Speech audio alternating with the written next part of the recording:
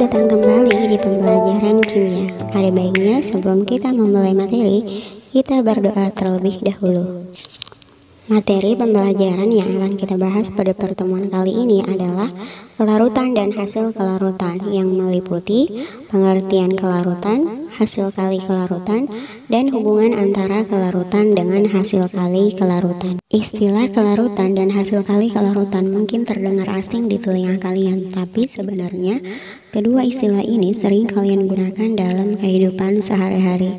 Kelarutan atau pelarutan dan pengendapan merupakan reaksi kimia yang umum terjadi di sekitar kita, bahkan terjadi di dalam tubuh kita. Contoh pelarutan dalam tubuh manusia misalnya dalam enamel gigi yang komposisi utamanya adalah mineral hidroksi apatit. Kemudian contoh lainnya, pengendapan garam-garam tertentu dalam ginjal yang bisa menyebabkan terbentuknya batu ginjal.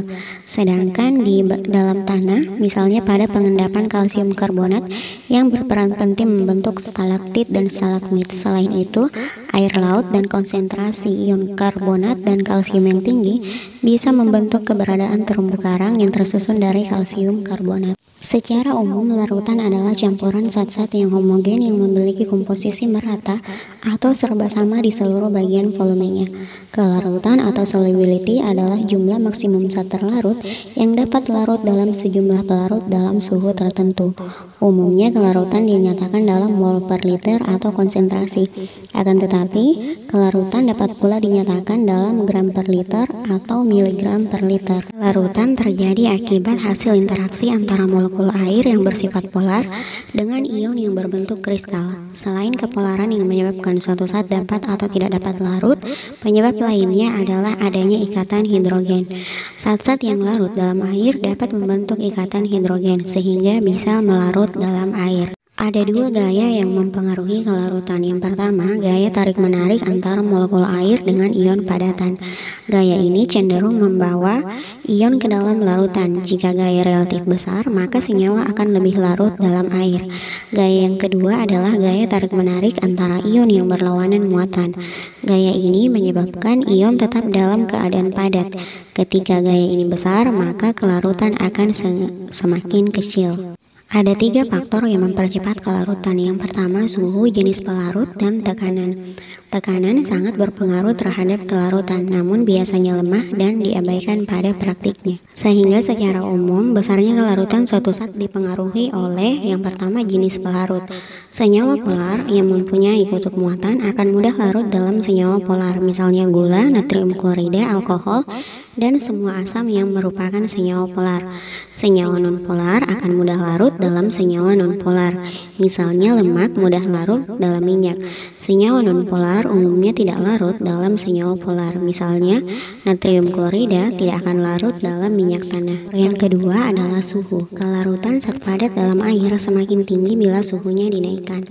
Adanya panas atau kalor mengakibatkan semakin renggangnya jarak antara molekul zat padat tersebut. Merenggangnya jarak antara molekul zat padat menjadikan kekuatan gaya antar molekul tersebut menjadi lemah, sehingga mudah terlepas oleh gaya tarik-menarik antara molekul-molekul air. Setelah memahami pembahasan sebelumnya, kita lanjut ke jenis larutan berdasarkan kelarutannya. Di sini terbagi menjadi tiga jenis. Yang pertama, larutan belum jenuh, merupakan larutan yang jumlah zat terlarut dalam larutan lebih kecil daripada kelarutannya pada suhu tertentu. Kemudian jenis yang kedua adalah larutan jenuh atau tepat jenuh, merupakan larutan yang jumlah zat terlarut dalam jumlah larutan sama dengan kelarutannya pada suhu tertentu.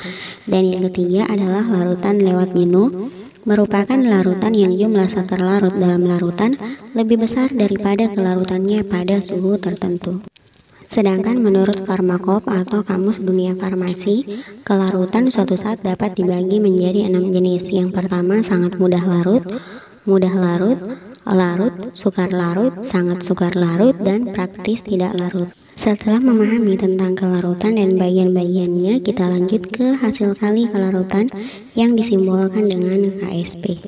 Secara umum, persamaan kesetimbangan larutan garam AXBY bisa kita simbolkan sebagai berikut. Karena tidak semua garam terlarut dalam air secara sempurna, maka akan membentuk tetapan kesetimbangan. Suatu reaksi tetapan kesetimbangan dari kesetimbangan antara garam dan basa yang sedikit larut, misalnya, bisa kita nyatakan dalam persamaan berikut. Dari persamaan ini kita bisa menyimpulkan bahwa hasil kali kelarutan adalah kondisi suatu zat yang dapat larut dalam air hingga tercapai kondisi tepat jenuh. Dalam larutan jenuh, konsentrasi garam sukar larut membentuk kesetimbangan baru yang disebut dengan konstanta hasil kali kelarutan atau konstanta solubility product yang disingkat dengan KSP. Nah, setelah memahami definisi dari kelarutan dan bagian-bagiannya serta definisi dari hasil kali kelarutan atau KSP, kita akan membahas hubungan antara S atau kelarutan dengan KSP. Melalui hubungan antara kelarutan dengan hasil kali kelarutan, kita dapat mengetahui konsentrasi kesetimbangan zat tersebut dan dapat menentukan kelarutan dan sebaliknya, serta dapat menghitung harga tetapan hasil kali kelarutan. Selain itu, hubungan hasil kali kelarutan dan kelarutan dapat menjelaskan kenyataan bahwa kelarutan akan semakin berkurang jika ditambahkan suatu bahan atau reagen yang mengandung ion senama. Ion senama tidak mempengaruhi harga tetapan kesetimbangan hasil kali kelarutan selama suhu tidak berubah. Nilai tetapan hasil kali kelarutan dapat dihitung berdasarkan nilai kelarutannya, dan nilai kelarutan dapat dihitung berdasarkan nilai KSP. Hubungan tersebut dapat ditulis secara matematis. AXBY terurai menjadi atau membentuk kesetimbangan XAY plus ditambah YBX minus. Ingat kembali materimu tentang kesetimbangan yang masuk pada persamaan tetapan kesetimbangan hanya fase larutan dan gas. KSP adalah hasil kali konsentrasi ion-ion pada saat larutan jenuh. Dalam larutan jenuh, zat-zat padat yang sukar larut mengalami kesetimbangan antara padatan yang tidak larut dengan ion-ion zat tersebut yang larut. Nah, yang pertama, untuk zat padat dengan jumlah ion N sama dengan 2, maka KSP-nya sama dengan S pangkat 2, dan untuk mencari S-nya sama dengan akar dari KSP. Untuk zat padat dengan jumlah ion atau N sama dengan 3, maka perhatikan baik-baik tetapan kesetimbangannya. Ingat, yang masuk pada tetapan kesetimbangan hanya fase larutan, sehingga diperoleh KSP sama dengan 4S pangkat 3. Untuk mencari S-nya, akar pangkat 3 dari KSP dibagi 4.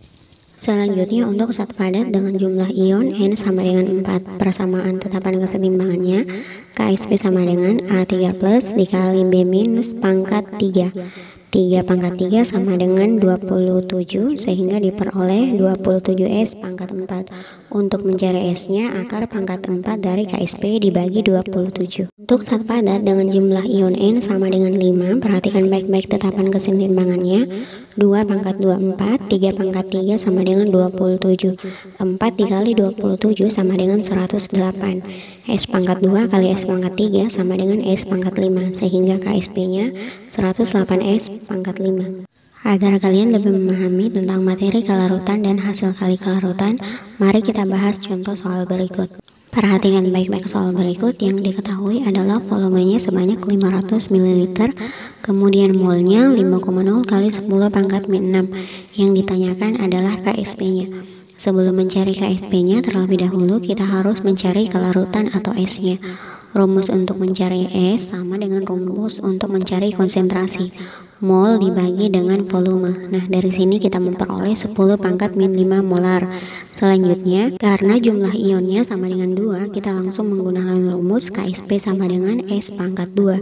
10 pangkat min 5 pangkat 2 hasilnya 10 pangkat min 10. Cara lainnya, jika kalian tidak menghafal bagaimana KSP untuk jumlah ion sama dengan 2, maka uraikan terlebih dahulu, kemudian cari tetapan kesetimbangannya. Ingat, yang masuk pada persamaan tetapan kesetimbangan adalah konsentrasi, fase yang berwujud larutan atau gas. Kita beralih ke contoh soal yang kedua. Perhatikan baik-baik di sini. Pada contoh soal yang kedua merupakan kebalikan dari contoh soal yang pertama.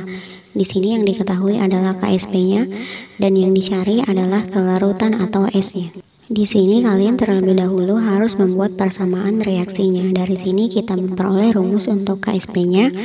Konsentrasi Mg2 plus dikali konsentrasi OH- pangkat 2. Karena KSP-nya sudah diketahui, langsung saja kita kalikan. Konsentrasi Mg2 plus diperoleh dari konsentrasi Mg2 plus pada MgOH2 kali ditambah dengan konsentrasi Mg2 plus pada MgCl2. Pada Mg2+ yang pertama diperoleh S, sedangkan Mg2+ yang kedua sebesar 0,01 molar. Makanya konsentrasi Mg2+ di sini S tambah 0,01. Karena sangat kecil, maka kita bisa bulatkan menjadi 0,01. Nah, dari hasil perhitungannya kita memperoleh kelarutan magnesium hidroksida sama dengan 10⁻⁻5 molar. Itu tadi pembahasan materi kita tentang kelarutan dan hasil kelarutan. Semoga bermanfaat. Sampai jumpa di pertemuan selanjutnya.